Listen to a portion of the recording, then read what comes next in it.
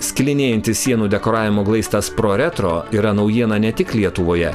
Dekoruojant sieną šiuo glaistu išgaunamas senų suskilinėjusių sienų efektas.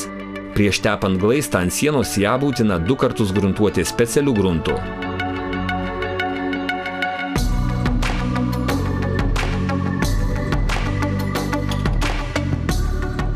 Glaistą užnešus ant paviršiaus, džiūdamas jis kyla ir taip susiformuoja raštas.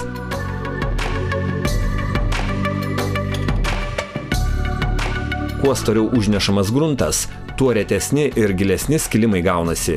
Ir atvirkščiai, glaistą užtepus plonų sluoksnių, įtrūkimai bus negilūs ir tankus. Tai labai efektinga apdaila židiniams, kolonoms ir kitiems kambario akcentams. Glaistui išdžiūvus, jo paviršius gruntuojamas gruntų laku Pro Decor. Gruntuojant reikia stengtis, kad gruntas nepatektų į suskilimus. Išdžiūvus nugruntuotam paviršiui, jį galima lakuoti į gruntą laką Pro Decor įpilant statybinio pigmento kolorant ir taip išgaunant norimą spalvą.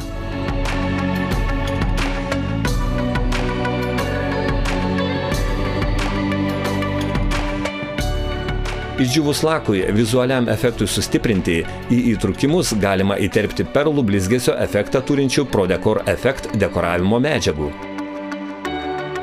Pro Retro glaistą galima dengti tiesiai ant plytų ar blokelių sienos, prieš tai sieną tereikia nugruntuoti. Glaisto džiūvimo nerekomenduojama greitinti keliant patalpos temperatūrą. Taip pat nevertėtų darbų atlikti esant žemesnei nei 10 laipsnių temperatūrai.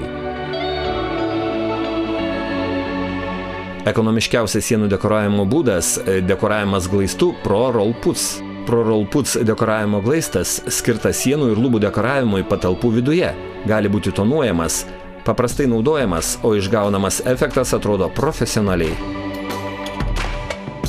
Užnešto glaisto raštą paprasta formuoti voleliu.